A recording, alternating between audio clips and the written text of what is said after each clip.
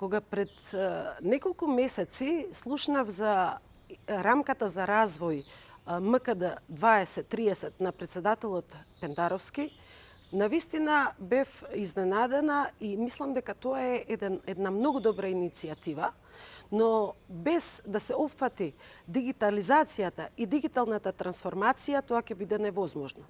Затоа ние како комора МАСИТ дадовме еден допринос со тоа што дадовме конкретни мерки што би требало во државата да се направи во однос на дигитализацијата и дигиталната трансформација.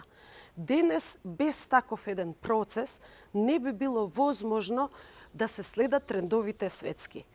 Едно од основните работи кои што ние треба да размислиме и да направиме е тоа да младите инженери успееме да ги задржиме во државата, а тоа ќе го направиме секако со внесување и со нивно внесување во сите работи во државата каде што е потребна дигитализација. Ние навистина имаме многу добар млад кадар кој што сега во моментот работи повеќе на систем кој што е за странски држави, наместо тие млади луѓе да ги искористиме во државата. Затоа јас би сакала да ви кажам дека една голема иницијатива треба да се потегне од сите нас, за да можеме да ги задржиме тие млади луѓе и секако да ги употребиме за добро на државата.